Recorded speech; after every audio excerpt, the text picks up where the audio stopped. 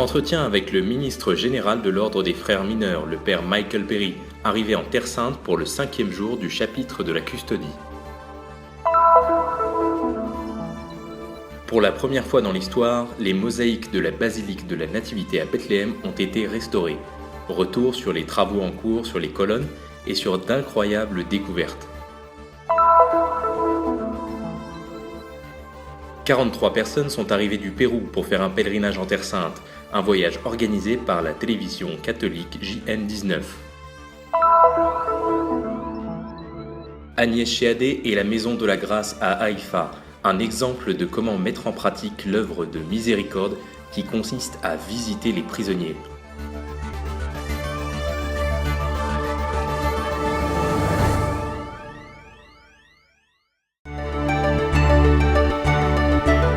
Les frères de la custodie de Terre Sainte se sont réunis en chapitre et le 5e jour de rencontre a vu la participation du ministre général de l'Ordre des Frères mineurs, le père Michael Perry. Le moment est venu de la photo de groupe. Voici que je fais une chose nouvelle, la voici maintenant qui germe, ne la voyez-vous pas ? C'est avec cette citation du livre d'Isaïe que le ministre général a commencé son message adressé aux frères de la province de Terre Sainte, celle qu'on appelle la perle de la mission franciscaine. Parmi les thèmes abordés, l'identité évangélique et charismatique de la mission. Je crois que nous vivons aujourd'hui dans un monde en proie à de nombreux changements, des changements pour le meilleur et pour le pire. Nous avons certains changements qui nous offrent l'occasion d'approfondir notre sentiment d'identité et d'appartenance, mais aussi notre orientation pour l'avenir. Et c'est ce qui arrive à la custodie en ce moment à propos de la question de son identité, laquelle est proprement évangélique selon le charisme franciscain. Voilà le charisme de la Terre Sainte et de la custodie. Célébrer et faire mémoire du sens de la résurrection, le sens de Jésus-Christ dans le monde d'aujourd'hui, en particulier dans cette situation difficile, si difficile que nous vivons et que nous connaissons partout dans le monde. Je pense donc que ces moments en Terre Sainte représentent un temps de rencontre pour la custodie et l'occasion pour l'ensemble de l'ordre et pour toute l'Église de réfléchir à nos valeurs. La première valeur est la dignité humaine chrétienne. La seconde est la responsabilité commune que nous avons envers cette identité et cette dignité à respecter et à appliquer à l'ensemble de l'humanité. La troisième est la coopération, travailler ensemble avec toute l'humanité, avec les autres chrétiens, les musulmans, à créer les conditions d'une vie selon la volonté de Dieu et non la nôtre, pour créer les conditions d'un avenir de paix, un avenir de réconciliation, un avenir de progrès et créer ainsi les conditions dans lesquelles l'humanité peut trouver son espace. Svolgimento delle condizioni in cui tutta l'umanità può trovare il suo spazio. Le père Michael Perry a ensuite parlé des défis rencontrés par les franciscains au Moyen-Orient, principalement en Syrie. Io credo che questa la permanenza dei frati minori è una sfida per tutti. Je crois que la permanence des frères mineurs est un défi pour tout le monde et que telle est, en dépit de tout, notre vocation en Syrie aujourd'hui. Montrer que Dieu n'a pas abandonné son peuple. Les frères mineurs sont les représentants du Christ et des représentants et des ambassadeurs de réconciliation. La dimension est double. Nous sommes là, sans nul doute, pour consoler la population, avec l'aide de tous et de tout ce que nous recevons à l'extérieur, pour aider aussi matériellement la population, chrétiens et musulmans, quel qu'il soit. Materialmente questa popolazione, sia cristiana che musulmane o qualsiasi. N'ayez pas peur, mais soyez des hommes de béatitude, a souligné le ministre général dans son discours d'introduction. Le messaggio è quello che Cristo ci ha detto. Le message est celui que le Christ a laissé à ses apôtres. N'ayez pas peur. Il ne s'agit pas simplement d'être là. Ce n'est pas qu'une question d'être. Dieu nous invite à devenir, à créer, à voir et à imaginer déjà les conditions du royaume de Dieu ici en Terre Sainte et dans toutes les parties de la custodie. Notre mission est de nous comporter déjà et de vivre comme des hommes de béatitude et d'apporter l'espérance d'un avenir différent pour tous. Dando un futuro diverso per tutti.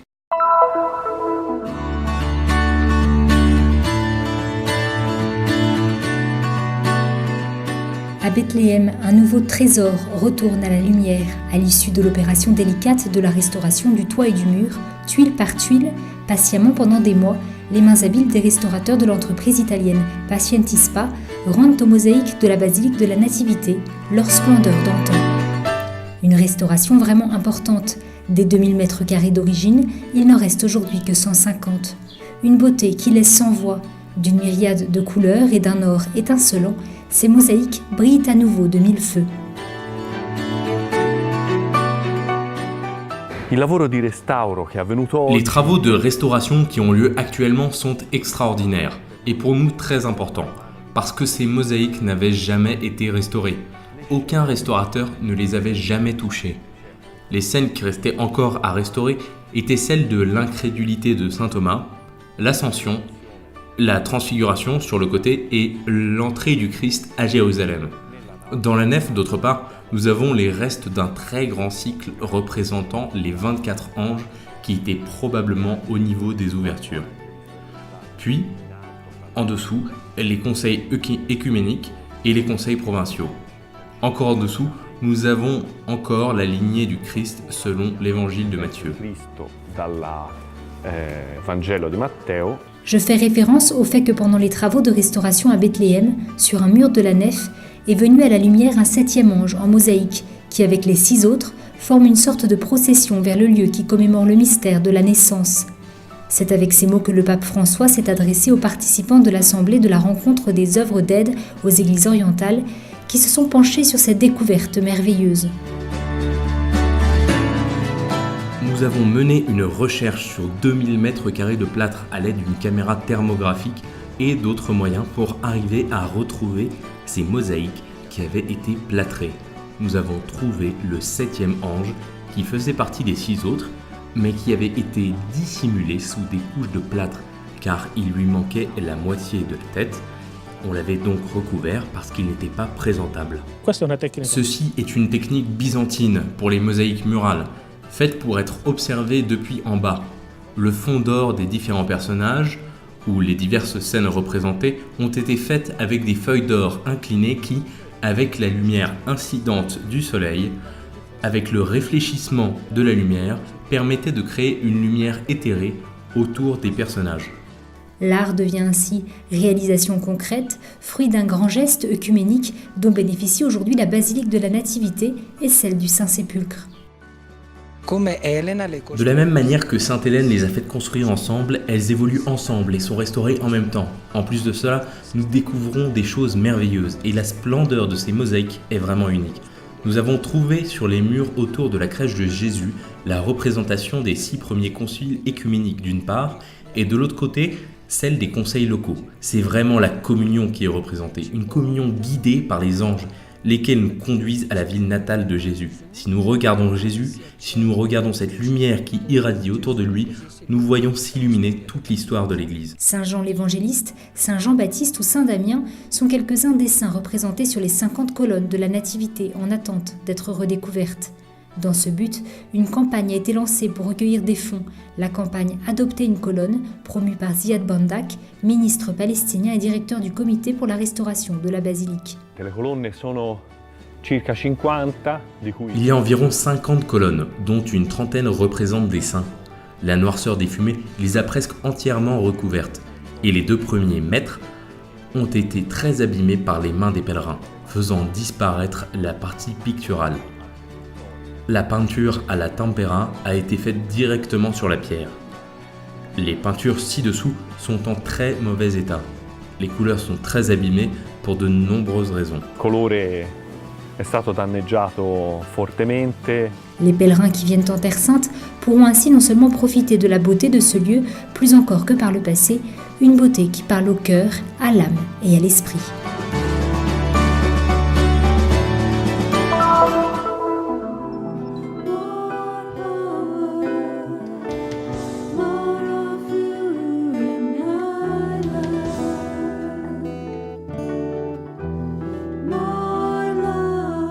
Combien de temps faut-il pour changer le cœur d'un homme ? Moins d'1 semaine. Voilà ce qu'expriment les visages et les paroles des 43 pèlerins péruviens venus en Terre Sainte du 7 au 16 juin avec un seul même désir, revenir aux racines de leur foi et la transmettre aux autres. C'est un moment qu'il est très difficile d'expliquer. Je vis comme au-dessus des nuages. Je suis très touché spirituellement et dans mon humanité.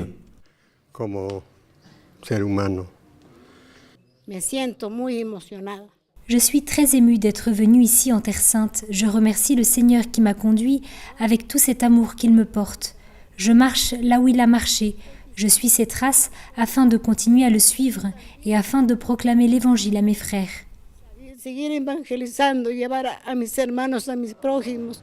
Le pèlerinage a lieu chaque année. Il est organisé en partie par la télévision catholique JN19 et est conduit par son directeur, le père Manuel Rodriguez.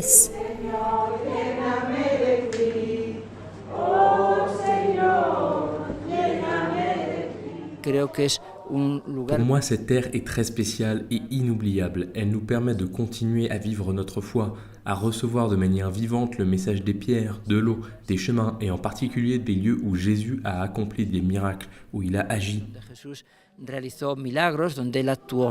Le groupe a commencé son voyage en Galilée. Le jeudi 9 juin, il a assisté à l'adoration eucharistique dans la basilique de l'Annonciation à Nazareth. Puis s'est rendu en visite sur les lieux fondamentaux de l'Évangile dans les différentes régions de la Terre Sainte, en finissant par Jérusalem.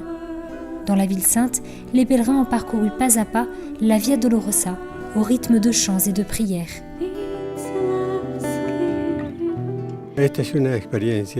C'est une expérience que tout le monde devrait faire. Dommage que ce soit si loin, mais il y a beaucoup de gens qui viennent ici spirituellement, dans une communion de désir. Nous allons tout leur raconter, leur montrer des photos et des vidéos pour leur permettre de voir, au moins spirituellement, ce que nous avons vécu, comme s'ils étaient venus avec nous. À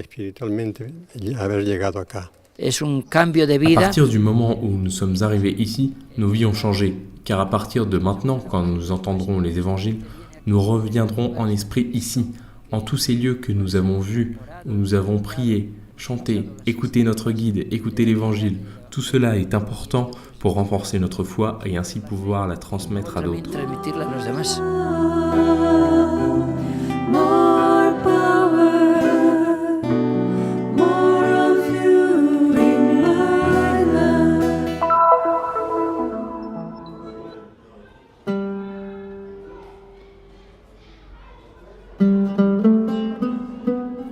Anouar a dû faire face à de nombreuses difficultés dans la vie. Et ses choix l'ont mené à un point où il est difficile pour lui de revenir en arrière. Quand j'avais 14 ans, j'ai commencé à consommer des drogues douces. Puis progressivement, je suis passé à la consommation de drogues plus dures. À cette époque, j'ai été arrêté et libéré à plusieurs reprises. Et je revenais toujours à la drogue. Je n'ai jamais aucune fois à cette époque commencé le traitement ou cherché de l'aide de quelqu'un pour abandonner ce vice. L'histoire d'Anouar prit un nouveau tournant lorsqu'il atterrit à la Maison de la Grâce à Haïfa, une maison fondée en 1982 par Agnès Chehadé et son mari pour aider les ex-détenus à se réinsérer dans la société. Mon mari, Camille, avait un ami qui est resté en prison pendant une longue période. Grâce à lui, Camille a découvert la vie des prisonniers et a constaté qu'une fois libéré de prison, il n'avait nulle part où aller. C'est ainsi que Camille a pensé qu'il serait très important de faire quelque chose pour eux, de leur offrir un toit et de leur donner une chance de recommencer à nouveau.